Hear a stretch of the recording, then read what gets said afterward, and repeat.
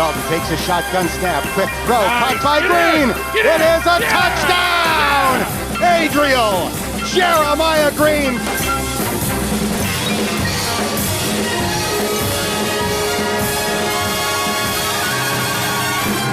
You don't live in Cleveland, you live in Cincinnati. Hello and welcome to episode 100 of CinciNatter, the Bengals UK podcast that turns to the pavilion and raises its bat after scoring a very stylish century. I have to let you know. Yes, we've reached that milestone. We're quite chuffed with it, actually. And to mark that occasion, we've got a couple of really fantastic special guests for you. First of all, we've got, as you know, we've been playing a little quiz over the past month or so on CinciNatter called First and 10, a general knowledge quiz. And first of all, we've got playing First and 10 is Paul Sinha from The Chase, and a genuine household name, a television star, a quiz master taking on our general knowledge quiz. So we're delighted to say that Paul will be coming up very soon. And after that, our other special guest in this milestone episode is none other than Bengals legend and NBC commentator. It's Cris Collinsworth, ladies and gentlemen. Yes, we managed to get hold of Chris, and we've got a really nice chat with him coming up later on. But in the meantime, let me introduce you to my partner in crime throughout these 100 episodes. We've had other people joining as well, but for the most part, it's been me, Paul Hirons, and Nathan Palmer, everybody. How you doing, my son? It's a difficult act to follow Paul Sinha and Cris Collinsworth, but hopefully, not too difficult act to follow. So what an incredible, achievement for us. Did we ever think we'd get it to episode 100, mad times. I don't know whether we did really, because I think we started it off as a bit of an experiment, and then it carried on, and we got some really good guests, and it carried on again, and then suddenly we'd done a full season, and then we thought, well, might as well keep this going. And now we're sort of, record viewing numbers for us at least, and the guests keep on coming. So, yeah, it's hard to believe. But also, it's a big thanks to you guys listening, because as much as I like to say it, and as corny as it still sounds, we do it for you out there. God, that really does sound quite corny, but it's true. And we couldn't do it without all you guys' interactions and you coming onto the podcast and all the rest of it. And I hope you don't think it's just me and Nathan doing this. It is really just to kind of keep this community going and to unite fans and to grow fans, the fan base as well, which it has done over the past 2-3 years. And you look at what we've achieved, from when we started it until now. We've done our online tailgates. We've had another Wembley game. We've had ex-players on. We've had coaches on. We've had current players on. We've had all the Cincinnati media on. It's been a bit of a dream, really, let's face it. So I do hope you enjoy it as much as we enjoy putting it together. And, we haven't finished yet, have we, Nathan? No, we're still going. We're still going as long as we can, my son, and hopefully we can get 150, 200, and by the time we reach the 200th episode, who knows? The Bengals might have even got a win under their belt as well. By the 200th episode, well, you'd kind of hope so, wouldn't you? Really? Well, I mean, genuinely, we're episode 100, right? I reckon since we started this podcast, we've won about 6 games. Honestly, I'm deadly serious. Oh, this is supposed to be a positive. Celebratory occasion. Well, let's positive. By episode 200, we'd have won more than 6 games. Let's hope for that. By episode 200, we'll be in the playoffs. How about that? An episode, yeah, I'll take that. I'll absolutely take that. Good. Well, I'm sure everybody would, really. What else? It was kind of quite odd, really, not having a game on the Sunday, but we've had time to sort of digest Thursday's result. Any other thoughts, really, from you? We did a snap reaction vodcast on our YouTube channel on Friday afternoon. Any sort of changes to your opinion on things at all after that Browns defeat?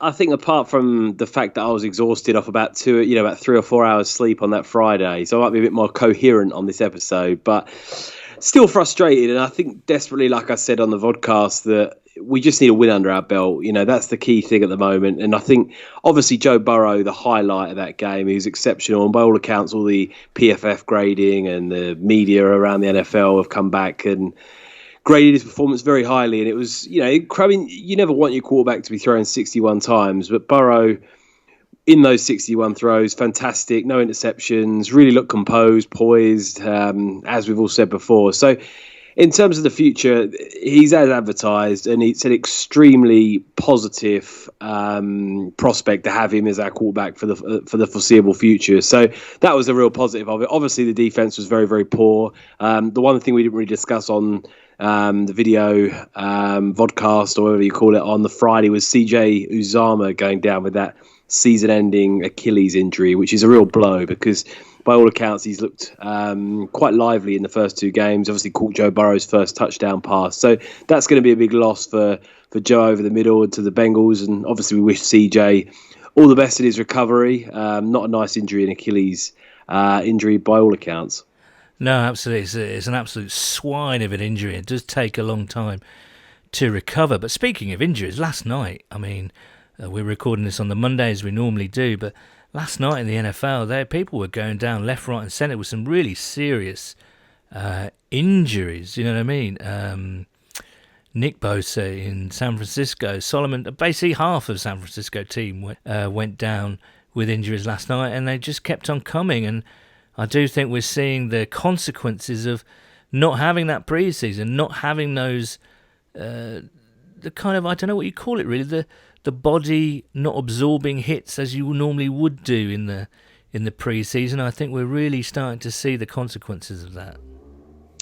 Yeah, absolutely. And I think that, that's the one thing this year, isn't it? I think they've expanded the practice squad size to accommodate for some of this stuff as, sort of foreseeing that this might happen. But it's always horrible around the league when you lose star players because, people pay to watch people like Saquon Barkley and Christian McCaffrey, etc. And you want those guys on the field. So, fingers crossed some of those injuries aren't as bad as first feared, and that, the rate as people sort of, condition up, etc., reduces. So far for the Bengals, we just need Geno Atkins back. I think that's going back to that, defense that we saw on Thursday night. That's the one guy that I really hope can get back and be available for the game against Philadelphia this Sunday. Yeah, I agree. I think we just need to see improved play from the defense, full stop, really. Looking at some of the analysts, and especially someone like Matt Minnick, who I'm a big fan of, he was saying that the defensive line wasn't too bad. It was the linebackers that just weren't kind of plugging their gaps and tackling well enough. And also, weirdly, the tackles weren't brilliant. The offensive tackles, we all saw that stunt that completely bamboozled Bobby Hart when Myles Garrett sort of stormed through and stripped Joe Burrow back in between, inside his own 10-yard line. It was more the interior pressure that was the worry. Fred Johnson had an absolute nightmare. Michael Jordan regressed a little bit, so we need improvement desperately because we're going to come up against another good defensive line against Philadelphia, and conversely, we need our defensive line certainly on the edges to start manufacturing some sort of pressure, really, because there was none. So, again, some positives, some minuses, and it's kind of interesting to see where we kind of stand and sit in the NFL after seeing some fantastic games last night. And the Chargers look like a really good team, and they really pushed Kansas City and arguably should have won against the Chiefs last night, and they played certainly well enough to do so. So in the end, the Chargers might not be a bad team at all. But yeah, lots to improve upon next week. Yeah, I mean, looking around the NFL, I mean, certainly from what we've seen so far of the Ravens, they look like an absolute unstoppable force at the moment. I mean, that matchup for them against the Chiefs, I think it's on Monday Night Football coming up. I mean, that's about the most anticipated regular season game that I can remember in a long time. It's just like two absolute just beasts going at each other. I mean, it's going to be a high-scoring game. It's going to be exciting, and I think for us this season, playing against the Ravens, it's going to be a tough one. Let's just say that. Yeah, absolutely. But let's look back to our 50th episode, shall we? Because we managed to do that, record that at Wembley Stadium in a corporate box, which was quite a fantastic experience. And we also had Zach Taylor on, and we took the time on the 50th to kind of reminisce and, well, blow our own trumpet a little bit. We don't do it often enough, and I think we're going to do the same a little bit today. We've got some fantastic correspondence coming up. I said 2 fabulous guests. But as ever, let's just have a quick look back at what happened in between episode 50 and 100. He's coming for Co-op. He's coming for your Menambria and your vegetarian meat products and sour cream and nachos. It's all about the nachos, mate. It's all about the nachos. That's what I've got fully lined up. Like, I'm a nachos connoisseur, mate. Honestly, I'd call you more of a fiend than a connoisseur. I've seen you I'll take snaffle into those nachos like you were some sort of pig diving into a trough full of oats. You are fully in there. You've got sauce running down your mouth, and you don't care. You turn into an animal. As I mentioned earlier, we do have a special guest this week, and what an amazing special guest. Akeem Davis-Gaither. Akeem, how you doing? Doing great. How about you? And what about the cleaning business? What's it called? Because I came up with a pun. It's not called a clean Davis-Gaither, is it? No. Well, I can hardly believe I'm saying this because our special guest has been such an inspiration to millions around the world for over 4 decades. Joining us now is Olympic gold medalist, world record smashing athlete, civil rights activist, and the man who silently and powerfully protested on the podium at the 1968 Olympic Games, which forevermore made him an icon of the 20th century. And lest we forget, he was also a Cincinnati Bengal for almost 3 seasons, I believe.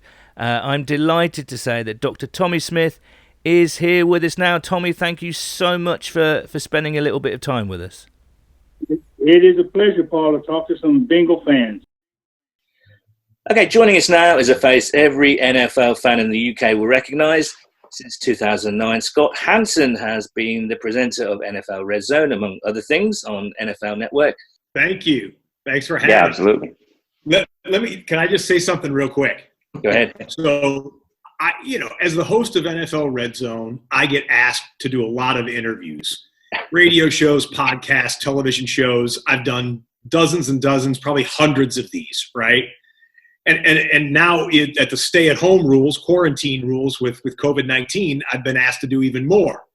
This is the first one I've ever done with the man you see on your screen right here, our fearless producer of NFL Red Zone, Ryan Yunt. And now it's time for our special guest, and this week we're talking to one of the Bengals' newest recruits. It's ex-Purdue linebacker Marcus Bailey. Marcus, welcome to CinciNatter. Thank you. Thank you so much. I'm excited to be on this podcast to allow the UK fan base to get to know me a little bit better. This is just like a pretty unique experience. Obviously I just getting drafted to the play professional sports, but I've never been interviewed by someone from the UK before, so this is it. Well, there you go. Good start. We're pleased to pop your cherry, Marcus. And now it's time for our very special guest. It's former Heisman Trophy winner, former number 1 overall pick in the NFL draft, 3-time Pro Bowl quarterback, twice with the Bengals, NFL passing touchdown leader in 2005, and the man who spearheaded one of the most exciting teams in Bengals history, and the reason why so many Bengals fans in the UK became a Bengals fan. It's Carson Palmer. Carson, hello. Oh, how are you? Now, obviously, you've been seen more frequently, obviously before the lockdown, on chat shows and radio shows, and you've been quite outspoken. So I guess what Bengals fans really want to know is, how did you really feel when you saw Beyonce wear a Carson Palmer number 9 jersey? I was honored. We're talking, of course, the brilliant Hugh Jackson. Hugh, welcome to CinciNatter. Thank you for joining us. Thank you for having me. I would like to take you back to 1991. Now, I didn't know this, but I sort of checked up on you. You were running backs coach for the London Monarchs. I mean, what could you remember from those days? I mean, did you have hair then? Did you kind of what was the whole? Now, he was drafted in the 7th round from Oregon State in 2001. And went on to play 8 years and 105 games in Cincinnati. It is, of course, number 84, TJ Houshmandzadeh. TJ, are you there? I am here. I think the ceiling for us this year, and I just could not conceive it would ever be possible, would be 9 wins. I just can't see, unless something outrageous happens and Joe Burrow is just an absolute Trojan horse out there, just smashing people over. And we're here with Jesse Bates III. Jesse, welcome to London. Thank you, man. I appreciate it. Next, we have the amazing Tyler Boyd with us. Tyler, how you doing? I'm doing great. How about you? Well, we're here with Gio Bernard, who's been on the podcast before. Welcome back, Gio, to London. How you doing? Doing well. And now we have with us, unbelievably, surreally, standing right here next to me, even though I normally see him on a TV screen 5,000 miles away, Andy Dalton. Welcome to London, Andy. Yeah, thank you very much. There's so many crazy names knocking about in the States. Like, it's far more exciting than you get in the UK. The UK is quite dull names, aren't we? They're all quite sort of standard names. Yeah. Whereas in the US, you get some fantastic names. We just need to start like calling people some mad names, like, you know, real characterful names. We're not got enough of them over here. Yeah, like Paul Hirons and Nathan Palmer. Nothing wrong with either of them. Yeah. But it's just not got there's nothing exciting there, is it? No, I agree. Like Jamie Rowe, Peter Dadsworth, they're all just bang standard British names, aren't they? We need some exciting, solid handles out there. Well, Michael Smith, Simon Hunter, they're all boring names. We ain't got any O'Shea Dugasses, have we? Solid handle. So there we go. There's a little compilation of what happened. We've also had the likes of Paul Dana, Jane Morrison, Lindsay Patterson, Marissa Contepelli, Jeff Hobson, and Ken Anderson and Trey Waynes as well. So it's been a packed 50 episodes, Nathan. Bring back a few memories. Oh, absolutely, man. It's crazy listening back to all those names. And obviously, like you just said, that's not even everyone we've had. So incredible honour to speak to some of those people. I mean, for me, a big highlight was speaking to Carson Palmer. You know, watching him as I became a Bengals fan and growing up was very, very special. Just some unbelievable memories on there. I mean, I think, you know, the interview coming up that you'll see with Cris Collinsworth, incredible as well, just doing an amazing experience. And yeah, someone like Scott Hansen, who you've watched on your TV every single week. And I think the beauty of or a benefit at least to have come out of all of this is the fact that, you know, Zoom has become such a big thing now. Not only do we get to podcast some of these guys, we've actually seen them and you can actually have a proper chat with them over Zoom. So been an incredible experience for us, very selfishly. Yeah, absolutely. I think my favourite out of all, I mean, we started certainly last year with a tribute episode to Sam White, and that was a very personal episode for me. I was absolutely devastated when he passed away, so it was nice to pay tribute, and we had Dave Lapham on, as we have done throughout. Yeah, I think my favourite was Tommy Smith, because he's not just a football player. I think first and foremost, and he would admit that, he's a fantastic athlete, an Olympic winning athlete, but he sort of transcended sport really with that incredible, powerful protest in the 1968 Olympics. And to have him on our little show was just an incredible thing. And that could be, apart from Sam White's interview, could be the proudest moment I've had on this podcast, I think. That was extraordinary. Yeah, absolutely. I think it's nice, the sort of the variance of guests as well, you know, with sort of current and ex-players, and like you mentioned, someone like Tommy Smith, that obviously means a lot more than just football. So yeah, really look at us being we started this podcast off. I think if you listen to the first 5-10 episodes of our podcast, it was just me and you pretty drunk talking about the Bengals, and in the last sort of 30, 40 episodes, it's got a bit higher brow CinciNatter. It's a slightly more refined listen now. Well, thank goodness for that, because I think if we'd have kept that going, we certainly would have got people like Tommy Smith and Carson Palmer and Sam White on, that's for sure. But yeah, no, great to listen back to those little snippets. And one thing, and also we always try and have a bit of a laugh on this show, so and I think we've achieved that as well. One comment in that little area was that you said something about Trojan horses smashing it up and all the rest of it. And I do love your turns of phrases, Nathan. I still don't have a clue what that actually means, but that's one of the joys of the podcast, of doing it with you. No, I appreciate it, my son. And I think I speak on behalf of all Bengals fans when I say thank you for your continued doggedness of running Bengals UK and, editing this podcast, getting the guests, running the YouTube channel, running the Twitter feed, engaging with people, and basically doing the work of a full-time salaried social media manager. So I know, tell me about it. On behalf of all of Bengals UK, thank you very much. It is thoroughly appreciated, and I mean that sincerely. No, it's great. It's good fun to do, and it's kind of now we're live streaming on YouTube and all sorts of things, online tailgates, and sadly we can't have any meetups this year, but hopefully we will do next year. And I've loved the way the community is sort of held strong during this weird, scary time. So I think a big one thing I want to say as well, and a big massive shout. And I know you said to the listeners earlier, but one thing I would have to say is that I was joking about this at the start of the podcast, but we've been running this for the last 2.5 years, and the Bengals, by all accounts, in that time have been pretty shocking. And I think especially last season, when at times we were 0-8 and 1-14, 1-15, and you're still getting people tuning in to listen. Now I know, for me, when my sports teams lose, I cannot stand watching anything. If the Bengals lose, I don't want to watch any highlights. I don't want to listen to anything. I don't really want to read much because, you're just angry and you're pissed off. And I think the fact that so many people continue to listen and send in the comments, as you mentioned, it's easy to do that when the Bengals are, 6-2 in the playoff run, whatever else. But, we've obviously been unfortunate with the team not performing as we would have liked for a while. And to have so many people still engage is we really appreciate it. And, when the better times return, I know that it'll be a much more fun, upbeat and a great listen, I'm sure, when we're not debating over losses. Yeah, absolutely. Right, shall we bring in our first special guest? Well, I promised something special and someone special, and I'm delighted to say that the current UK quiz champion, the British quiz champion, is that correct? I wish it was.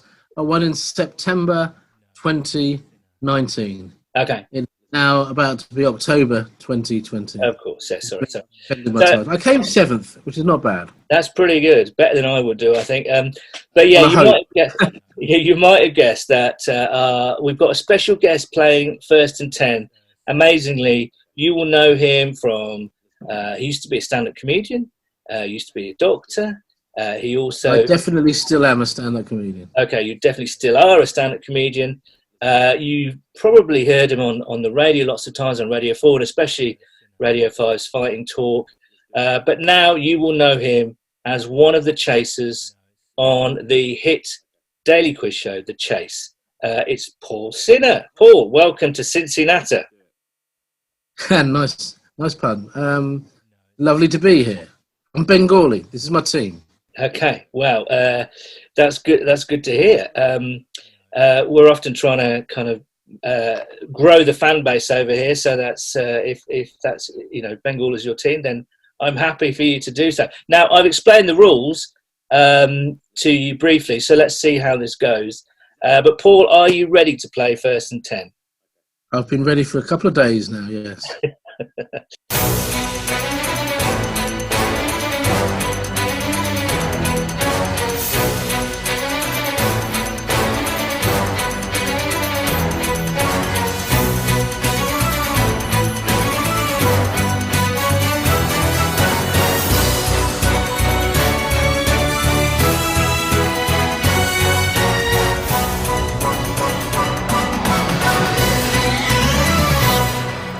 You're at your own 20-yard line. You have 12 questions to score a touchdown.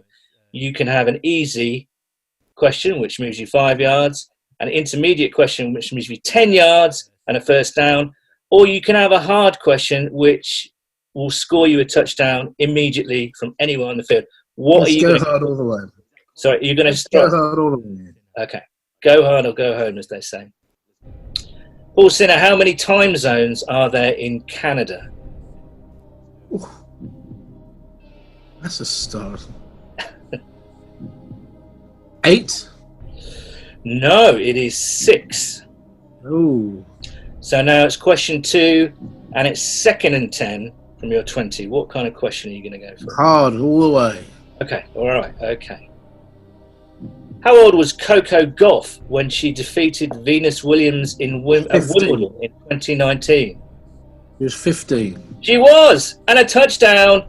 And Paul Sinha has romped away with it. The quarterback looked downfield, threw it long, down the sideline, and a touchdown. This is exactly what I expected, Paul. Well done. Thank you very much. Is that it? Yeah, that's it, basically. The other questions as well. Do you want some more? Yes, please. All right, let's go through my hard questions and see how many you get. Which English city was once known as Duro-Liponte? Duroliponte. I'm probably pronouncing it completely wrong. Which city? Yeah.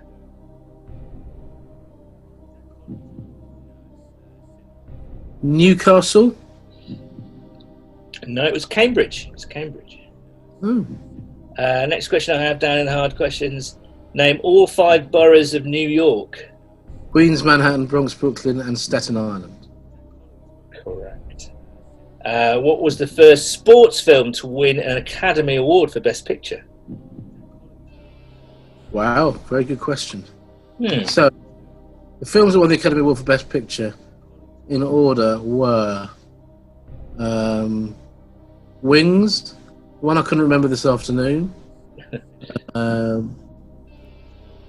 Simran, All Quiet on the Western Front, All Quiet on the Western Front, Simran, Grand Hotel, Cavalcade, Happened One Night, The Great Ziegfeld, Love Hemmings Early, You Can't Take It With You, Gone with the Wind, Rebecca, How Green Is My Valley, Casablanca, Mrs. Miniver. There's nothing in the 40s. 50s. Well, there's Ballooning with Phileas Fogg, but I'm not going to go there. There's Chariot Racing with Ben-Hur, but I'm not going to go there. 60s. It appears to be Rocky. It more than appears to be. It is the correct answer, yes. What is the body's largest organ? Skin. Yeah. What is the smallest country in the world? The Vatican. Yeah, indeed. Who was the youngest British Prime Minister? William Pitt the Younger. Indeed. Do you want me to keep going? I mean, you're doing... I've only got a couple might as well. Who was the first woman to win a Nobel Prize? Marie Curie. Oh. Yeah, Marie Curie. Yeah, right, yeah. Who is the only US president to serve more than 2 terms? Franklin D. Roosevelt. Indeed, 33 to 45. How many NBA championships did Michael Jordan win? Ooh. I wouldn't imagine that many. 7? One off, 6. Okay. And finally, which hockey team did Wayne Gretzky play for in the 1980s? Terrible, isn't it? I wouldn't know this. The Edmonton Oilers. Indeed. Well done, mate. Well done. Have you got the medium? Sorry? You got the medium? Oh, God, yeah. Oh, you want more? I've only... okay. In the US, which month does Labor Day fall in? September. Which popular alcoholic beverage is made from fermented rice? Well, there's more than one, but sake. Yeah, sorry, I should say Japanese, really. Whose birthday is celebrated on the 2nd day in June in the UK? 2nd day in June or the 2nd Sunday in June? 2nd Saturday, I beg your pardon. Saturday in June. The Queen. Indeed. Which body part can the femur be found in? It's the thigh bone. So the leg. Yeah. What is the largest continent, Africa or Asia? Asia. You're rattling through these, and I've got a bunch of really easy questions here, but... Lovely. I need the speed training. Okay, which animal is on the Porsche label? Oh, you start with the sort of thing I just don't know. The animal on the Porsche label is... It's terrible. I can't visualise anything. I genuinely... Oh, God. Horse? Yeah, indeed, yeah. Who plays Wolverine? Hugh Jackman. Yes. Which country is the dish paella from? In particular, Valencia. Which country does the heavy metal band AC/DC come from? Australia. Yeah. A tandoor is a type of what? A clay oven used in Indian cookery. Yeah. What is the name of the coffee shop in Friends? Central Perks. Which alcoholic drink is Russia known for? Vodka. What do you fear if you suffer from claustrophobia? Confined spaces. Yeah. What is the common name for dried plums? Sultanas? No, prunes. Oh, prunes. Yeah. Which state is the crime drama The Sopranos set in? New Jersey. Yeah. What is the name of the song that Queen Elsa sings in Frozen? Let It Go? Yeah. Let It Go? Yeah. Who is the current Doctor Who? Jodie Whittaker.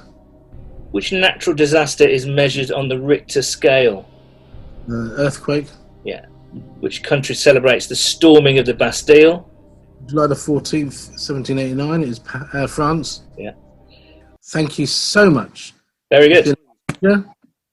No. I hope the Bengals, the Cincinnati Bengals, keep getting their NFL hopes up.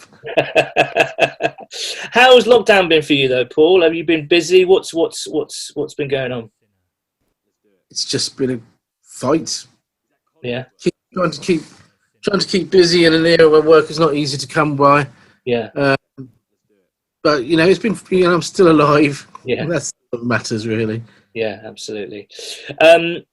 I said in return for you appearing on this, we'd contribute to a charity. What charity is close to your heart? Parkinson's UK, because I had Parkinson's disease, and more than that, on Saturday it turned out that when I won a celebrity chase a couple of years ago, I'd stopped a lot of money from going to Parkinson's UK. Right. So this is my feedback. People can donate to Parkinson's UK. Okay, Paul. Thank you very much for joining us. I appreciate it. No worries at all, Paul. It's been a genuine, absolute pleasure. There you go. A bona fide television star, Paul Sinha, the Cinnamon of The Chase. And predictably, he didn't take very long to score a touchdown in 1st and 10. And then he just went on and wanted to answer all the questions I've got on my little kind of general knowledge question fact sheet. He wanted the practice. The Cinnamon wanted it all.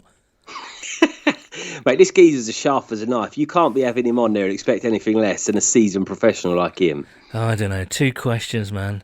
I'm surprised it was a hard one, that one about the Canadian time zone. So, but I didn't put that in deliberately. I didn't change the questions. The questions have always been there. So someone, if it hadn't been Paul Sinha, someone would have got that question. Would you have been able to answer that question? How many time zones are there in Canada, Nathan?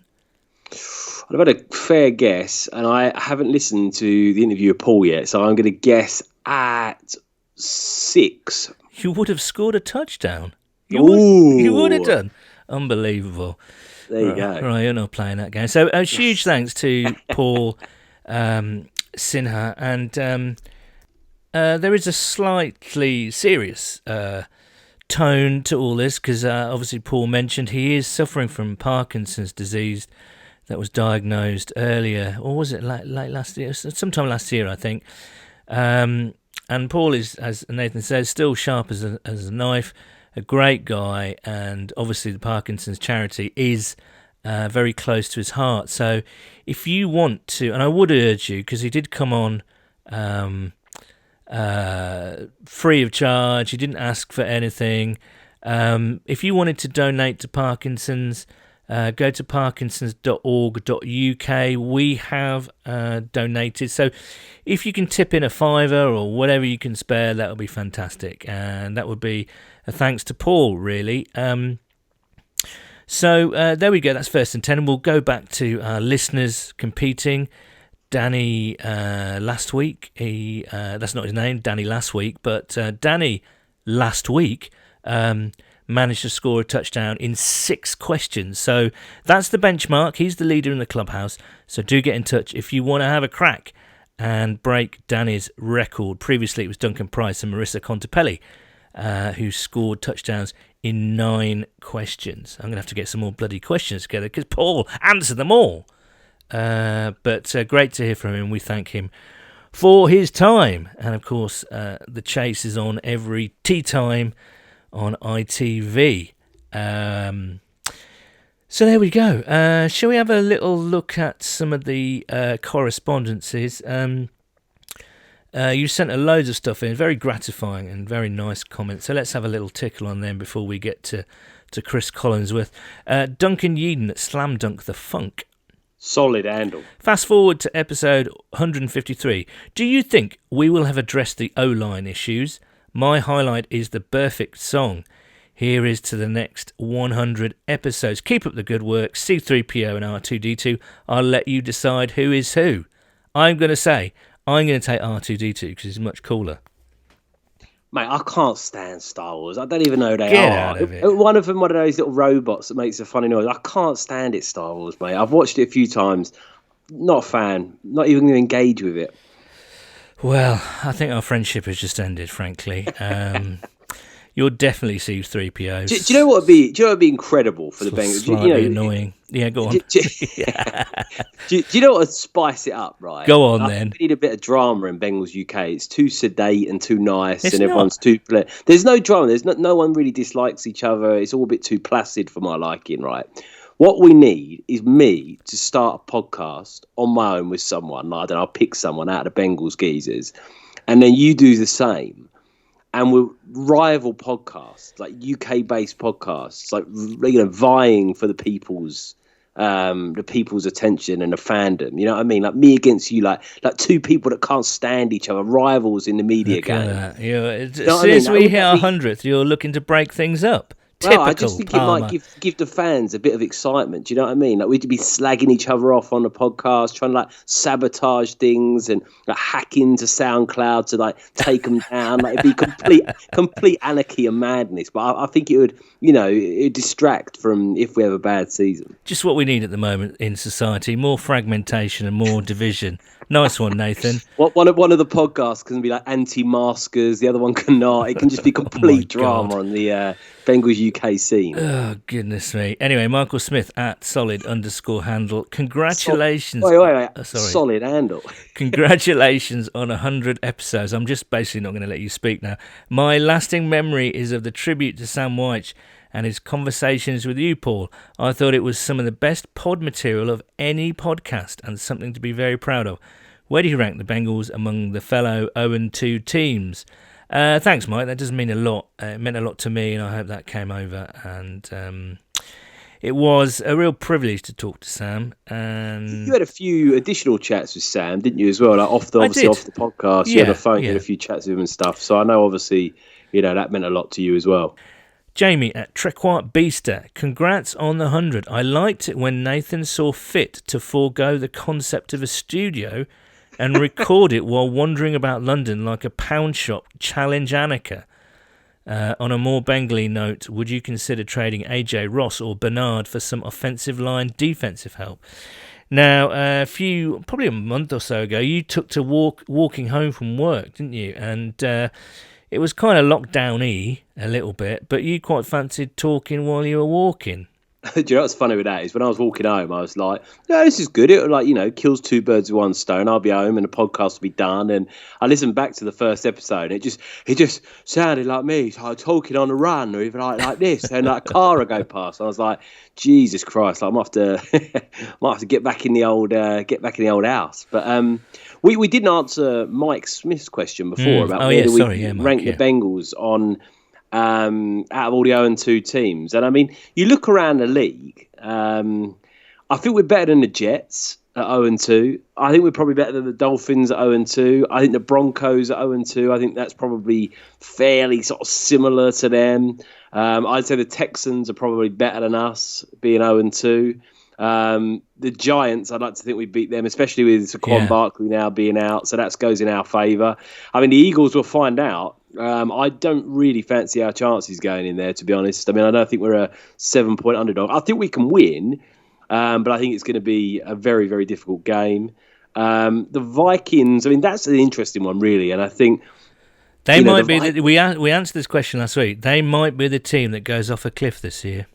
And if they do, Mike Zimmer will almost certainly be gone, because I know that he's been talked about on the hot seat rather unfairly for the last year or two. And I think, it'd be a very interesting time. And if he got, cut from the Vikings, I think there'd be a lot of Bengals fans that would be absolutely chomping at the bit to get him from the Vikings. But I think if we were to play the Vikings tomorrow, I think it's a good team on paper, but just not firing at the moment. They're not. But I think, we're perhaps better than Chicago. We're better than Detroit.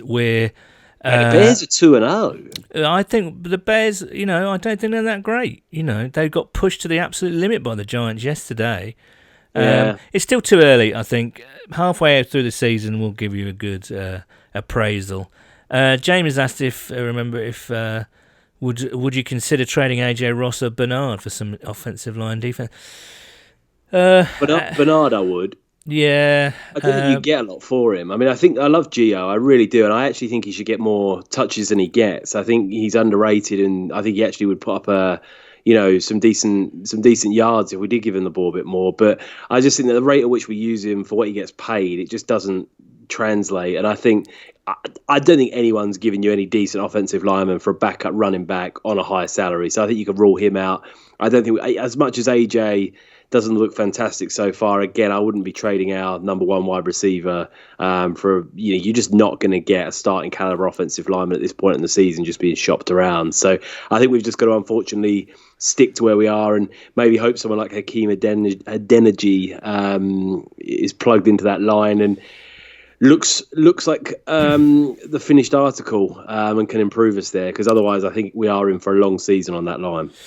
We'll see, but I agree. I don't think anything's happening now, to be honest with you. Right, Dom at Bumbling Bengal. Hey guys, congrats on 100 episodes. Such a great achievement. The moment that stands out most in my mind has to be Mullet B. Great stuff, lads. Cheers, Dom. We're going to be playing Mullet B at the end of the programme, and regular listeners will know we do like to have a bit of a song, a few tribute songs, and that was one of our better ones, I think. So we'll be playing Mullet B, a tribute to Tyler Eifert after he left in free agency. Geezer got his first touchdown for the Jags yesterday. Did you see that, my son? He did. I mean, there's an argument out there we could do with him now. Now CJ's gone down. Brian at Mapcase Exapno. Solid handle. Looking forward to it. Wishing you 500 more. Goodness me. Imagine if we hit 1,000. You'd be in your 60s, son, by the time. I'm being deadly serious. I know. I would be in my 60s. Episodes, because you think at the rate we're doing about once a fortnight on average throughout the year, so you're doing about 20 odd a year. Yeah, you'd be well into your 60s, my son. Let's gloss over that. That's a bit of a depressing thought, really. You'd be a grizzled veteran of the podcast. Well, you would be like a known player in the industry, I reckon. Exactly. Richard Dixon at Lord Rixendale. All the solid handles are coming out today. There's so many solid handles. It's unbelievable. Solid handle. Special occasion, they all come out. Congrats on your 100th, guys. You richly deserve all the plaudits you should be receiving. Favourite moments? So many. But Tommy Smith, the Sam White tribute, Scott Hansen, Carson, TJ, Hugh, etc. all deserve a mention. Thank you, Paul and Nathan, legends, the pair of you. That's very kind. Yeah, what a nice Lord. Geezer. Appreciate it. And Hugh Jackson was one of my favourites as well. He was a fantastic guy. Sam Ainger at Sam_Ainger. Many congrats, lads. One of my faves was the recent one with Andy Benoit, as he's one of the best in the business. But I'd say the interview with Sam White was just incredibly special, and one that I imagine will stay with you forever. Certainly will, Sam. Right, so thank you very much for all your correspondence. More to come later. And as promised, it's time for our second special guest. That is Bengals legend and now NFL broadcasting legend, Cris Collinsworth. I can't wait to be on the Bengals broadcast. Well, we wanted to get someone special for our 100th episode, and we've managed to do that. Cris Collinsworth was a second-round pick in the 1981 draft as a brilliant wide receiver out of Florida. For the Bengals, he was selected to 3 Pro Bowls, was an All-Pro, surpassed 1,000 yards receiving in a season for 4 times, and played in 2 Super Bowls. In a post-playing career, he's gone on to become a multiple Emmy Award-winning analyst and is known to NFL fans around the world. He's also had a steak named after him. Cris Collinsworth, welcome to CinciNatter. Paul, Nate, what's happening, boys? This is the biggest honor of my life. I am on the 100th podcast of the British version of Sunday Night Football. This is just as big as it gets for me. It is. We're excited. You're obviously excited. Obviously, it's a huge honor for you to come on to this podcast. No question about it. We don't doubt that. What is the steak called, by the way? Can you remember? It's at Jeff Ruby's place, right? It is Steak Collinsworth. How about that? It is actually become, so this guy, he's a good friend of mine, and he named steaks after all the local athletes and celebrities and such, but the other ones didn't catch on. There was only one that kind of did, and so people come up to me and all the time they go, oh, is this like a family recipe? I'm like, yeah, it's a family recipe. The guy named it after everybody in town. I had one lady one time back in my single days, and she just kept going on and on. I'm sitting at a table with a bunch of guys and just saying how much she enjoyed eating me all night long. I'm like, oh my God. Yeah, come on. The boys were falling out of the table. It was hilarious. She didn't say stuff like, oh, Cris is so juicy. And no, it didn't get quite that bad. Okay, all right, okay. Yeah. Now, before we ask you about Bengals stuff, I just wanted to ask you about your high school. It was called Astronaut in Titusville, Florida. Can I just confirm it had nothing to do with astronauts or space travel? It actually did. It did? The name did. We were in Titusville, Florida, is right across from Cape Kennedy. Right. So it's the high school right next. So all the kids whose parents worked at the Cape went to Astronaut High School. So, but it was Titusville Astronaut War Eagles. So we had more names than we knew what to do with it. My dad actually was the principal of that high school. Yeah, so I used to tell him all the time how much I enjoyed reading about him on the bathroom walls. It was great. Okay, so let's get to the Bengals then. You were drafted in 1981, and you had a fantastic rookie season. You got over 1,000 rookie yards, and you went to the Super Bowl. Did you kind of think, this is insane? Is this easy? What's going on here? I did actually. Did you? Because I had played at the University of Florida. We had a good year my senior year. We went like 8-4, won a bowl game. But my junior year, we didn't win a game. Like 10-1. I was like, man, I thought I could win a game by myself, in college. And so I got to the NFL, and Kenny Anderson was the quarterback. But we came out on opening day against Seattle, and we're down 21-0 like that. I mean, people are booing Kenny like crazy. He got benched. He threw a pick six. It was horrible. I'm like, this is really hard. And then one of my best friends on the team, a guy named Turk Schonert, who was the backup quarterback, came in the game. Boom, boom, boom, brings us all the way back. We win the game 27-21. Kenny had to go in the next week and literally beg for his job back because everybody fell in love with Turk, and he's the guy. He got his job back.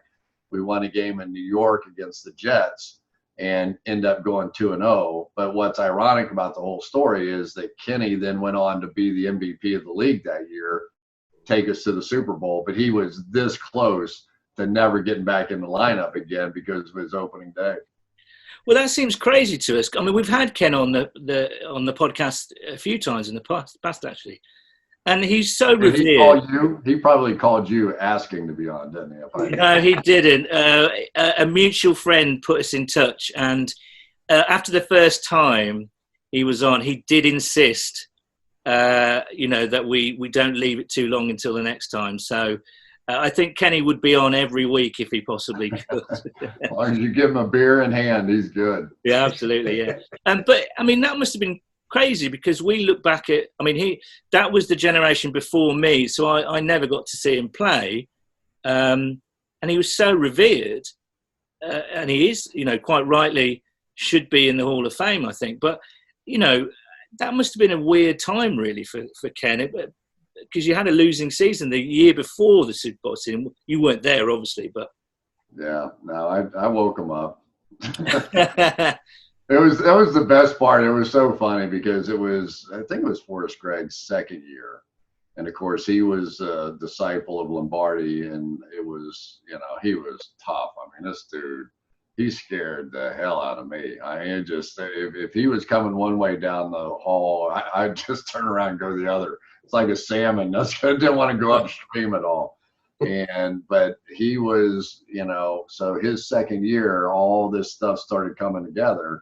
But because really the only two different players were me and a guy, a safety named Bobby Kemp, that, so much of the attention came to me, and I was crazy. I'd do anything. I was doing car commercials and, running around. I was just wild. We were all single and having a great time. So everybody in Cincinnati thought we'd lost our minds. So what was Kenny like as a quarterback? How would you describe him? Yeah, I played with two guys that won the MVP of the league, obviously Boomer and Kenny.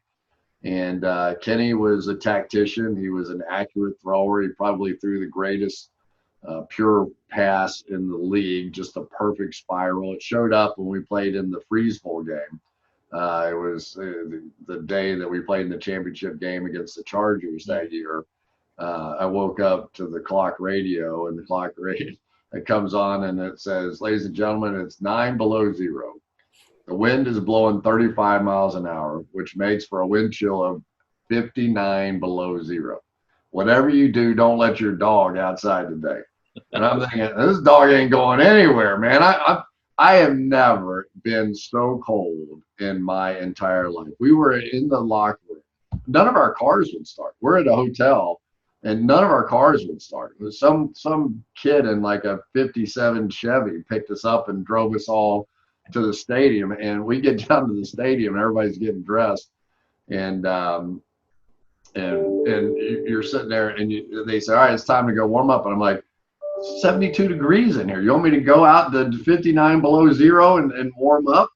And the first pass I had thrown to me that day, literally, I felt like somebody took a hammer to a mirror. I felt like I crumbled in 1,000 pieces to the ground. I was in my rookie year out of the University of Florida. I'd never played in a game below 32 degrees in my life. And here it was 59 below zero. And I just wanted to go home. It was awful. It was awful. So how did you dig deep then? What was it inside you and the guys that kept going during that game in particular? It's when you're winning, it's a whole lot easier. When you're getting ready to go to the Super Bowl, and it was a pretty comfortable win. It was about 27-7 or something like that. And so at the end of the game, they were it was really cool because the wind was blowing so hard. If you threw something in the air, it would blow all across the stadium. Yeah, right. And so people were brought in a lot of newspapers to put their feet on because the ground was so frozen or to sit on. And so somebody tore up a bunch of newspapers and threw it in the air. It was like a ticker tape parade, and then pretty soon the whole stadium was just like flooding down. And one of them came down, and there was a picture of me in the newspaper that day. And I was like, "Hey guys, look, get out of here. What are you talking about?" But it was a great day. It really was. To be a rookie and to go to the Super Bowl, your very first go around, was pretty amazing. Okay, well, let's fast forward sort of 6-7 years to the next time you guys won the AFC Championship. Sam Weiss has come in as head coach. I want to ask you about Sam from a player's point of view. When he started to introduce the no huddle and all these kind of innovations. Was everyone in the locker room looking at each other going, what the hell is this dude doing? This is crazy. He did a lot of crazy things, but he also did a lot of really cool things too. I mean, he was willing to try anything. And the thing that was kind of fun about it was he was the first one that really came up with the ability to communicate at the line of scrimmage. I mean, it was like learning a foreign language, learning our play calls. And the only one I can remember is Bruce was somehow that was Bruce Springsteen, and somehow that was a certain kind of block. And it was like this whole coded language. And Howie Long used to tell me, he says, I knew everybody's audibles. I knew what everybody was talking about except your guys. I had no idea. I said, Howie, join the rest of us. We were just making it up. Did it feel like that? Did it feel like seat of your pants stuff, or did it feel like? Oh no. Innovative? I mean, it was precise. Yeah. Sometimes he would go too far with it. Like he decided to do like out of the nursery rhyme, 1, 2, buckle my shoe. Shoe was like a bootleg. So that was the bootleg. 3, 4, close the door. Door is like a trap door. So we're gonna run a trap if we say 4, 5, 6, pick up sticks. You're gonna go to the sticks route on the outside, and all this kind of stuff. And it was great when we were in the meeting. And then he asked one guy a question about, he goes, okay, like 3, 4. And the guy says, so, he's like, Johnny, 3, 4. 3, 4. And he goes, close the door. And the dude got up and closed the door. I was like, that was the end of that audible system. Like, forget it. So Nathan's going to come in a minute and ask you some questions. But I just, again, that team was the team that I fell in love with, basically. And you were one of my favourite players. So it is a treat to talk to you. What's your kind of overriding memory? You must have made lifelong friendships with guys in the locker room. But what are your fondest memories from your playing days in Cincinnati? I just think it was a special time. It's not always been great. The football hasn't always been great here, as you guys well know. But in the 80s, it was 2 trips to the Super Bowl. It was 2 MVPs. It was, even one year we didn't go to the playoffs. We had 10 wins. So, we just had, it was a special time. People that still live here have nothing but fond memories of the 80s and what it meant to them. And there were characters, Ickey Woods was a crazy guy, just a fun-loving kind of guy. And I think with Sam, he was just always so unpredictable. You never knew what Sam was going to do. But, I mean, he devised things that were plays that we had. James Brooks one time, we had a play where Dallas would blitz both inside backers right over the center. Nobody could ever quite figure out how to do it. So Sam devised a scheme where he was going to have James Brooks come down right at the line of scrimmage, and and he was going to leave one guy unblocked. So when Boomer took the snap, the guy who was over his backside, over his right side, came in and sacked Boomer immediately. But he took the snap, and our center went and blocked the other guy, and he handed it to James Brooks. And everybody was screaming because they thought Boomer had gotten sacked in the backfield, and James Brooks was running by himself down the center of the field for like a 60-yard touchdown. So, I mean, his creativity and imagination was phenomenal. And, was he a character? Was he funny? It was all the above. He came from the Bill Walsh tree, and Bill was known for, dressing up like a bellhop when he met his team at the Super Bowl and all that kind of stuff. And Sam definitely had a little bit of that in him, his magic tricks and all the stuff. I have seen that play that you mentioned on YouTube, and I have to watch it I had to watch it about half a dozen times just to figure out the design and what actually happened there. It was crazy. Yeah, he had another one in the same game that it was the first time. It's a pretty common play now, but when the tight end was in man coverage, had the man coverage guy over him, he had our tackle block the man coverage guy, and the tight end would go inside the tackle. Well, man coverage, once you block that guy, it's really kind of sort of illegal, but he would block them and fall down right away. And then he would peel back inside, and the tight end was all by himself running in for a touchdown. So poor Dallas, this day we played them, they were a really good team, and I think we beat them like 50-24 or something. But he had just like layup touchdowns where it wasn't us, it was really him. Nathan, do you want to go in? Yeah, Chris, I think you know exactly what my first question is going to be, talking about the Bengals of today. Obviously, after a couple of rough seasons, Joe Burrow comes in as the first overall pick. I think every Bengals fan out there at the moment is loving the fact that we've got this new guy, this guy that's a stereotypical leader, someone who's had a very decorated collegiate career. I'd just love to know your opinion on him. So what have you seen of him so far? Like, what do you think of him? And do you think he's going to be the answer at quarterback in Cincinnati? If he is what he was at LSU, he was phenomenal. I watched a lot of his tape getting ready for the draft. And then I was also watching some tape of the center for LSU because he was also an eligible guy. But he would miss some blocks occasionally, and there would be immediate pressure on Joe Burrow. But Joe's ability to just sort of sidestep it and Olay the guy and stand back in there and make the throw really made an impression. He could run, as we saw in the game, his opening day game, a nice touchdown in that. And the thing I kind of like about him is he's just a serious kid. He looks like he takes everything pertaining to his job so seriously.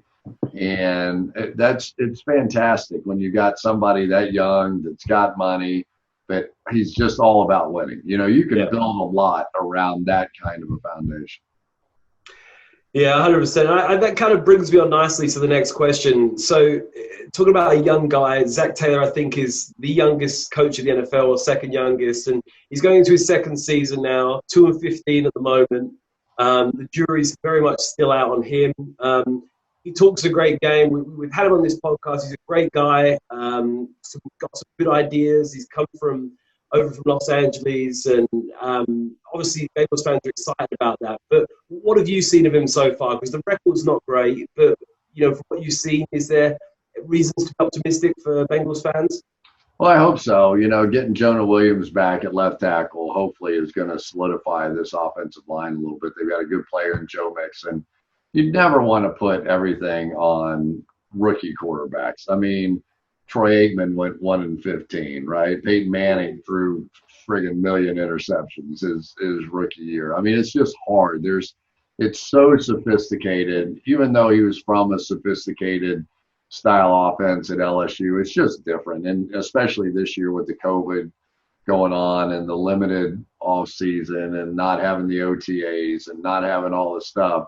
But I think they're doing the right thing, just like they did with Troy Aikman. Just throw him out there.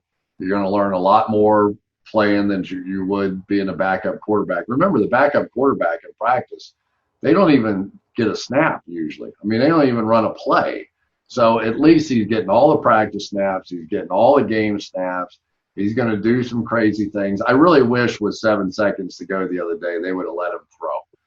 I'm like, come on, who are we fooling here? This is the Bengals. They won one game last year. Let's just throw the ball. Let's take another shot at this thing, right? I mean, you're trying to develop them anyway. But maybe they didn't want to put that on him either. Who knows? I'm not a coach. I'm just a British fan kind of guy. I just cheer for them. I hope they win. So obviously this year, I think we know that even as fans, as much as we want to think we can go the whole distance this year, I think we're quite realistic in the respect that we're looking at a sort of 7-9, 8-8 type season. Looking at the AFC North, obviously the Ravens are, the team to beat there. How do you sort of look at the AFC North? Obviously Pittsburgh got Ben back from injury. How do you see that division going this year? I think it's going to be fantastic at the top. Pittsburgh was so good defensively last year. They were a mess at quarterback. They had Duck Hodges, and it's like Al and I spent the whole night talking to Duck. I go, this is fantastic.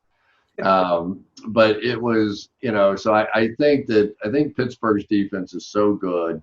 And then Ben Roethlisberger, we see it in baseball all the time in this country where guys who have that Tommy John surgery actually come back stronger. They actually are happy they had Tommy John surgery. And it looked like Ben was throwing it pretty well the other night. So if that defense stays where it is, Connor stays strong in there, I actually picked the Pittsburgh Steelers to go to the Super Bowl. So I give you some idea what I thought. But Baltimore looked fantastic the other day too, and Lamar looks like he's only going to get better, and pretty good group up there as well. So I think the top end of that division will be about as good as it gets, and that's 4 tough games, obviously, for the Bengals. I just want to wrap this up, Chris. You've been very generous with your time. We can't thank you enough.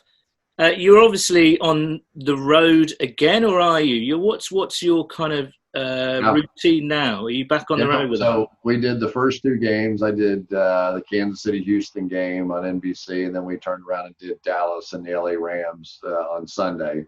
So we'll go to Seattle this week, watch Cam Newton taking on Seattle and that defense and Russell Wilson, and should be fantastic. They've got some real problems in that part of the country right now, though, with the fires that are going on in the West Coast.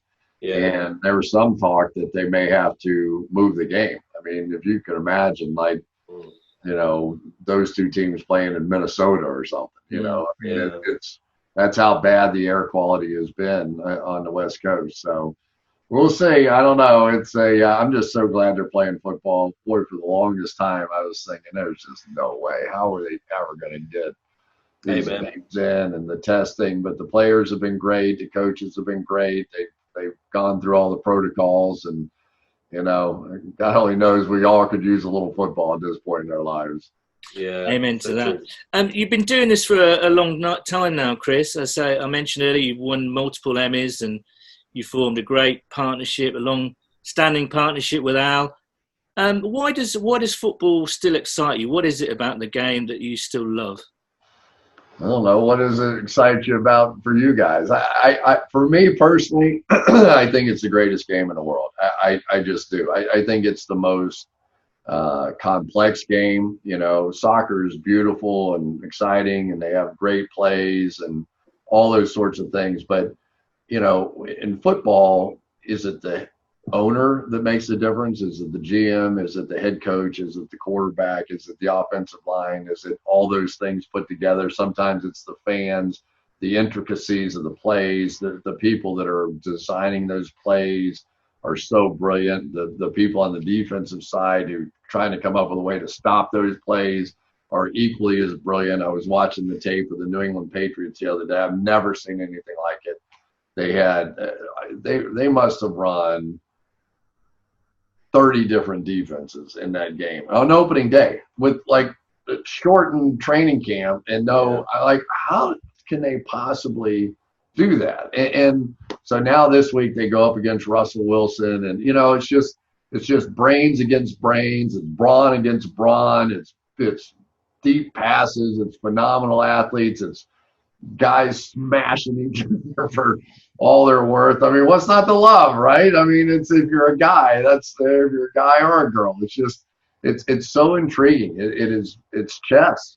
It is. It's chess. They like to say it's chess, not checkers. It's just such a game of intellect to try and see it all, understand it all, decipher it all. And when you're trying to do it in real time on national television, it's like, oh man, I hope I got that right. Well, you frequently do, Chris. Thank you so much for being a really special guest. Thanks for the memories, and long may you continue being a brilliant analyst. Thank you so much. Congratulations. Thank you so much, Chris. Cheers, man. Congratulations on number 100. How about that? I'll see you in how long is it going to take to get to the second 200? Probably about another 3 years. 3 years. I'll see you in 3 years. If I'm still alive. I hope it works out. It's a date. Thanks a lot, Chris. All the best. Well, there we go. It's hard to believe that we actually did that, Nathan, but there we were on Zoom. There was Chris in his study, studying and kind of breaking down Seattle's defense for the game last night. And we were able to get sort of 20-odd minutes with him. Unbelievable, Jeff. Yeah, absolutely. I mean, it was pretty outrageous. I mean, I think I went back to my office for the to do it at about 9 o'clock at night, and I remember sitting there, and he pops up on Zoom, and you're like, "This is absolutely ridiculous." Like, I'm just sat here, like, looking at Cris Collinsworth, a geezer that is one of the biggest names. I mean, I tried to explain to people that didn't know who Chris was, that don't like American football. I was like, he's like the US equivalent of Gary Lineker. Do you know what I mean? He's like an ex-player that's like turned into, probably being arguably one of the biggest names in the business. And the geezer just oozes charisma. What? I mean, I took a look at myself after the podcast. What? He oozes charisma. What did you say it like that for? Oozes. Sounds like you were just oozing something there. Mate, it's just stupid. You imagine, like, geezer his age. Just so like if you were a woman of any age, you'd just be lured in by him, wouldn't you? Like, he's just so charismatic. He's got a very easy He nature. lured me in. Did he? I was ready, like, I was questioning everything after that point. He's just got so much charisma. He has, and he's a lovely guy, and just such a nice guy. Like, just the sort of geezer would be good for a pint. I reckon if you went for a pint with him, like, he's telling us some stories on the podcast, and just just a impressive dude. Yeah, I think that's the word. Very impressive. Very easygoing nature. Very open, friendly. Exactly as he is on the TV, really. So, what a treat that was, and I hope you enjoyed that as well, because we felt very privileged to do that, and we can't thank Chris. If I do my rival podcast, son, I'm doing it with Chris. Me and Chris are going to do the Bengals UK rival podcast, and you can settle for like Jamie, Mike, or Simon Hunter as your second guest. But me and Chris are going for it all. I think. Sorry, mate, I've already signed the contract with Chris, so you're going to get Chris Kamara, I think, rather than. I'll take it. Yeah. Right. Yeah. Huge thank you to Chris, and of course, watching that game against the Patriots and the Seahawks last night. He just, the thing that I loved, I think, was right at the end. I asked him why does he still do it? And he's done it for a few decades now, post playing career, and he answered. He answered with a question. He asked us, well, what is it that you like about the game? It's the same thing. So that says a lot to me, actually, that he's a huge fan of the game, and that enthusiasm and bubbly nature and that excitement he gets from doing his job. I think that speaks volumes, really. Yeah, absolutely. And I think whenever you see a player that goes into the media, some people have got it, some people haven't, and I think you can tell with him that he just loves the game, and that comes through with his commentary and his analysis and everything else. So yeah, just such a pleasure to have someone like him on, and a perfect guest, I think, for us. Absolutely, for the 100th episode. And also, you've got to remember that he was a fantastic player as well. No one talks about that, but he was a bloody good player. Trying to bring down Cris Collinsworth was like trying to bring down a thoroughbred horse. He was all arms and legs, 6'5", really quick. He's 6'5", the geezer. Oh yeah. He's really tall. He was a heck of a player. No wonder he made such a big impact when he first came into the league. So a huge thank you to Chris. Hope you enjoyed that, and as Nathan just said, a really worthwhile special guest for this occasion. Not that it is a huge occasion for anybody else apart from us, but it was lovely that Chris took the time to do that for us. Right, shall we get back to our correspondence? Morris? There's no Morris. Memphis Soul Stuart Baird 688. Congratulations on the 100. Came such a long way. Not just podcasts, but fan meetups, online tailgates, etc. The cornerstone of a supporters community. The Tiger goes from strength to strength. Couldn't agree more, Stuart. I think that's been a real pleasure for me, seeing how this community has grown. And, the friends that we've all made and the connections that we've all made. Fantastic. Sam Ainge is back. He can't get enough of it. He's got some questions. 1. Would you be up for arranging a Bengals UK trip to Cincy next year? Very tempting, I think. Number 2. AJ, is it 2 years of injury with no pre-season and just going through the motions with a new QB? Or is he at that stage of his career now? Thanks for everything you do, boys. It's been a blast so far. I think I'm going to give AJ the benefit of the doubt because he's earned it over the years. I'm hoping that it is just kind of getting back in the saddle and getting, match sharp again. Because you do, as we said, he hasn't played for a year and a half pretty much, and he's had no real pre-season because he's been injured during that as well. So perhaps it was naive of us just to expect him to come back and play like the old AJ. It might take him another game or so to get fully match sharp, We'll see. Yeah, I think AJ 100% given the benefit of the doubt. I mean, he's still had a couple of catches there. I know he's by no means been as sharp as he usually is. A lot of balls out there that he knows that he should be catching. And I think the Bengals, they wanted to make sure he was healthy and didn't want to rush him too much in training camp and give him too many reps. But it's hard, if for anyone in any profession, you hold them out of something for a year and a half, they're not going to come back in just firing all cylinders. And I think you made a good point there, son, about new quarterback. I mean, you've got to get some chemistry with your quarterback. He's only known Andy Dalton pretty much for his time in Cincinnati, and to immediately just go over to someone else, not only does he need to get chemistry Burrow, but Burrow needs to get chemistry with him. And obviously with no preseason, the geezer barely played at all in camp. So that's going to come with time. I think AJ still got it all. He's such a hard worker. I mean, you see some of his workout videos on Instagram, him and his wife and stuff. I mean, the geezer's in absurd shape. And I really do think that he'll come good later in the season. But that's not football sharp, though, is it? Anybody can be in great shape, but anyway, let's hope he gets back soon. I'm a bit concerned about the wide receiver room because if they don't have John Ross, it's not the speediest. And as I say, they're still getting into their roles and they're still trying to find that synchronicity. So hopefully it comes soon. Ross has looked diabolical, hasn't he? He just has. I mean, I know everyone tries to defend. I mean, I know Joe Goodberry's a big fan of John Ross and tries to defend him a bit, but a few people out there were sort of showing some videos and stuff of him just not looking on some plays like he was putting in 100%. And I think he's had 2 catches so far in 2 games, just completely shut out against the Browns. And I don't know. It's just, for me, it's looking like so far a pretty drab start to the 2020 season for John Ross. Another classic Nathanism there, dab. You heard it here first, John Ross looking dab there. I don't know. You want him to succeed. And it's not just Joe that defends him. I will defend him as well. I really want him to succeed because he's got all the talent and the ability in the world. It's just, I do think there's just something when it comes to the crunch. And he has made great catches before, and he has, he can do it. For some reason, it's either a loss of concentration or not quite tracking the ball properly. I don't know what it is, but I do. If you had the physical ability of John Ross, my son, right? Yes. You're as quick as John Ross. You've got the same body as John Ross. Yeah, I have. It's just your head in his body. Yes.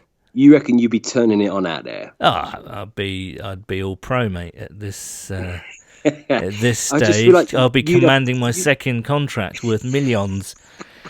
I feel like you've got the smarts, on football field. I feel like you'd be able to read defensive backs' minds. I feel like you'd absorb the playbook instantly. It'd be like dropping a sponge straight into the bath, just straight under. You'd have the whole playbook nailed down. You and Burrow would be in sync, and it'd just be unfair to opposing defenses. The way that you'd out scheme them, like an absolute chess match. I think we need to somehow get your brain somehow put into John Ross's head, like an outrageous scientific experiment to get you out there on the field. Well, let's see if any of our listeners are into kind of, artificial intelligence or downloading something into people's brains. It's all getting a bit Futurama at the moment, isn't it? Anyway, Peter Dadswell at Dadders. The highlight was the pod recorded at the Admiralty before the last Wembley game when both of you had already been enjoying the hospitality. I'm not saying inebriated Nathan and Paul were more eloquent than normal Nathan and Paul, but... ... Now, come on now, Pete. It was only Nathan that was struggling there because, as we all know, when he gets a little bit tiddly, Nathan starts to try and speak in an American accent, and that was happening at that Admiralty night. But that was great, though, wasn't it? I mean, in all seriousness, that was really good fun. And again, that was a highlight from the time between the 50th and the 100th. Last year's game against the Rams, maybe not the result, but again, the fun that we had in the Admiralty, the amount of people that showed up, we were able to record an episode in the Admiralty. So, yeah, that was another huge highlight. Yeah, absolutely. I mean, you can't sometimes, but you cannot forget that. I mean, that was an absolutely insane couple of days that was. I mean, I've never seen you, son. I think you were like in the Admiralty for probably about a total of about 24 hours over the 3 days that all went on. Obviously, that trip we did up to watch the Bengals practice, and we got to meet a lot of the players, Zach Taylor, Andy Dalton, and all of those guys. An extremely special experience. And after we met them all and did the podcast in the car on the way back, I mean, that was a really cool thing. And then, the one in the Admiralty was fun as well. We got Jeremy and Jess on. Yeah, absolutely. We got the lovely guy from Italy on. So, lots of good times there, and I think everybody had a great weekend despite the result. Warrior at WarriorNate99. Solid handle. GG's on 100 eps, chaps. Everyone in the States seems to be enjoying all 22, I think it's called. Do we not have access to this with Game Pass International, or is it just rebranded as Coach's Film? Favourite episode for me was the Sam White interview. R.I.P. Sam, you legend. That's a good question. I haven't checked this year. It used to be called Coach's Film, didn't it? But maybe they've rebranded it this year. I haven't had a look, Nate, I'm afraid. Bengals captain at Bengals captain. I was going to say Sam too, but there are so many amazing choices. And thank you for your support, Jeremy and Jess. Bengals Jim BTR 100th episode. Congrats, cheers Jim, and thanks for your support too. German Jungle podcast at German Jungle. Oh yes. Solid handle. Congratulations on the 100th. Want to take this opportunity to applaud you guys for an awesome show. Never a dull moment. Looking forward to the next 100. Cheers, guys. And we should hook up with the German guys. We met some of those last year when they came over. Amazing. They've got a big group over there. So, yeah, we should get together, guys. Don't you speak a bit of German, son? Or am I just making that up? You're making it up. Yeah. Oh, fair enough. Yeah. I speak a tiny bit. So I was thinking we could do a podcast in German for the German fans out there. It would be a very short podcast, I can say. Killian at Malloy _00. The interviews with Trey Waynes and Marcus Bailey, getting an insight what free agency in the draft is like from players was really interesting. The chats with Carson and Icky Woods were a great listen too. Fantastic work as usual, guys. Probably my favourite podcast out there. Fantastic. Goodness me. Me and you are getting better reviews than Joe Rogan, my son. I know. Well, that's not very difficult, let's face it. Dreams of Widness at D Widness. You both have been a magnificent addition to following this most fascinating of franchises. The only thing that would make me happier for the future than your next century would be the re-signing of Pat Sims. Pat Sims is a favourite of Jimmy's there, and Jimmy also says, plus, through this lovely whole thing, I got to hang out in Tokyo with Nathan and Chris, and again, that's what it's all about, making connections, and hopefully you can use us to make connections, use our platforms to make connections. So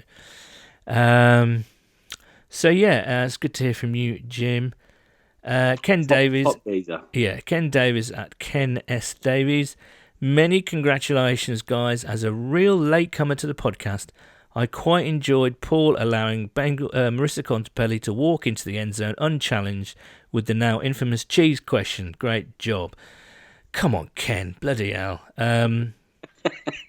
Donnie at Ippy. You didn't call out there, Sam. I know, I'm not going to hear the last of that, am I? Donnie at Ippy Don. Congratulations on 100 episodes. First time caller, I think, Donnie. Welcome. Congratulations on 100 episodes. Quick question. Will we make the playoffs by episode 200? Here's hoping. Keep up the great work. Hooday. Hooday to you. Donnie, and yes, I think we probably will. Maybe. I don't know. Matt Moon at Matt Moon. Happy 100 episodes. I thought the various interactions you were able to have with the Bengals players and head coach for the Wembley game last year were great. We agree. Tom McDowell at WagatDubDD. Amazing achievement, guys. Thank you for all of your hard work. I still have Mullet B stuck in my head. Well, you're going to have it reinforced in a moment, Tom. I can tell you that now. Touchdown Tips at Touchdown Tips. Congrats, gents. I think I've listened to the majority of them. My favourite moment given that my memory is atrocious, so it would have to be a fairly recent one, would have to be the Sam White interview. Thank you, Adam. All at Armaduke Panache. Solid handle. They get you hard, but never finish you off. Do you remember that line from you, Nathan? But it's true, though. Yeah. They didn't finish me off against the Chargers in week 1, I'll tell you that much. They didn't. And that's about it, really. Thank you so much for all those lovely words. And as I say, I hope you realise that we do it to keep the community going, to grow the community. So long may that continue. We are going to be back on Sunday night with another online tailgate, which will be streamed live on YouTube, on Facebook and on Twitter, with some guests and messing around and who knows what. It's all a bit chaotic, but that's the nature of it. That's what a tailgate should be, I think. And we play the Philadelphia Eagles, Nathan. Indeed we do, my son. And I think, just to give a little bit of a quick preview for that, we've got to win that. Got to win that, man. We can't go 0-3. Like, to have any chance this season of even having a sniff of the playoffs, even the slightest of sniffs, we've got to turn the Eagles over. They're 0-2 as well. They're having a bit of struggle out there, and I think, big test for us. But I'm hoping we get Geno back. I just want to see Geno Atkins and DJ Reader on that line. I just always, you got two unbelievable players. You just want to see them play together, because if you're the Eagles' offensive line and you got those two geezers coming out the middle, that's got to cause you some problems. Who are you double teaming? One of those guys is going to be free. And if you're Geno Atkins, he's probably been double teamed for the last 6, 7, 8 years. And if you're DJ Reader, he's probably thinking to himself, well, he's a younger, probably at the moment, higher level player. So if Geno gets that line to himself, he could really feast and cause Carson Wentz a few problems. So I think we have we have a chance in that game. I don't think the Eagles have been great, and they've got injuries. The skill position players aren't fantastic. Carson Wentz is very inconsistent, I think. Can turn it on one day and then is very average the next. So I think we've got a real chance, but we have to improve on last week's performance, I think. Yeah, I think if we get a win, we win a few more. I really think they just need that belief. Like, after that, we've got the Jags at home. You fancy us in that. I mean, the Jags have looked pretty sharp, to be fair to them. But, you go and beat the Eagles, you get a win under your belt, and then you got the Jags at home. And all of a sudden, you're knocking on the door of 2-2 if you could win that. So I'm going to be absolutely buzzing off my nut for this Sunday, because I just feel like we've got to get the team over the line here, and hopefully this online tailgate and all the fans still got some belief here. This season is still young, we've still got a chance, and Houday, let's go out there and smash the Eagles up, just absolutely tear them a new one. You know what I mean? Yeah, well, I don't disagree with it. So a really dirty win. I'd take a shit win. I'd take a win like really horrible, like field goal from 19 yards, hits the bar and goes over, or like. Which is likely with Randy Bullock, to be honest. I don't care if we're cheating. I don't care if it's like on a blown call, or I don't care if it's like a horrible pass interference that's not called on us. I don't care. Like, I'm bordering on, I don't care if people get injured for us to get a win. Like, we just got to get a win, my son. We do. The online tailgate, I don't condone cheating or injuring people, by the way. That's Nathan is. Nathan is already breaking away from this podcast with his controversial views on people getting injured and cheating. Not people getting injured. I'll retract that. But I'm more than up for cheating at this point. I don't care. Okay. Well, our online tailgate starts at 4:30 p.m. BST, which is, I believe, 11:30 EST. So do come and join us. We'll obviously be posting about that. Thank you so much to Paul Sinha and Cris Collinsworth for making it feel this really, truly special 100th episode. And thank you guys for listening for all this time. We really do enjoy putting it together, and I hope you enjoy listening to it. And here's to 100 more. Bloody hell.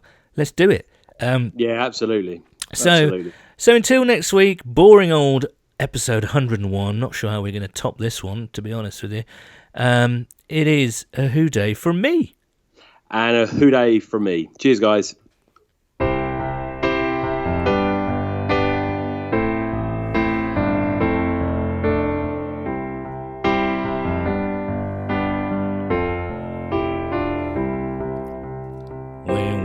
find ourselves in trouble, Tyler Eifert, he gets free. Always in the end zone, Mullet B. And on a 3rd and goal to go, he's standing right in front of me. Always in the end zone, Mullet B. Mullet B. Mullet B, Mullet B, Mullet B. Always in the end zone, Mullet B. And when I find myself listening, Marvin Lewis said to me, speaking words of wisdom, we will see. For though we may have parted, we'll always remember you scoring TDs. Always in the end zone, Mullet B. Mullet B. Mullet B. Mullet B.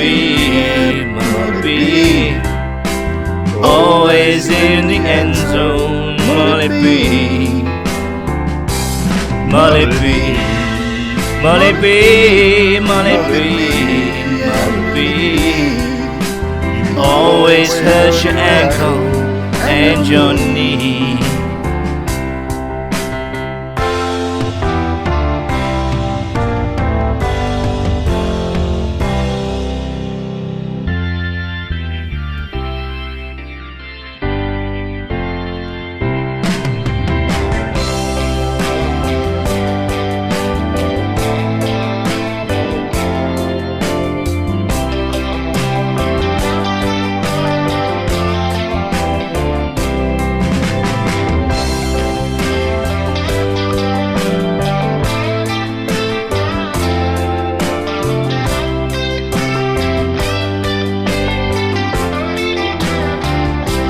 Mullet B, Mullet B, Mullet B, Mullet B.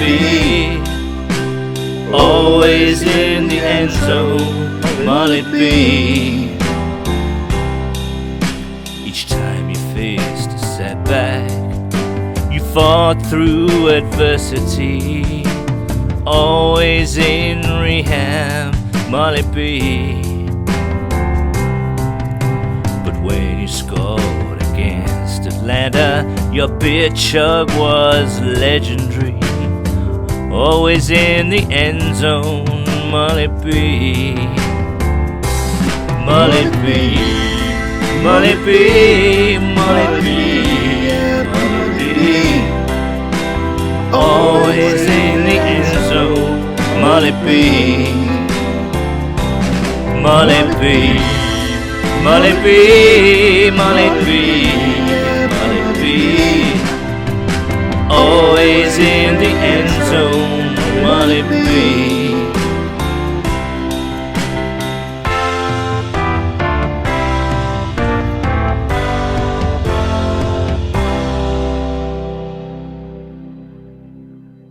And it should also be noted that the views and opinions expressed within this podcast do not reflect those of the Cincinnati Bengals organization.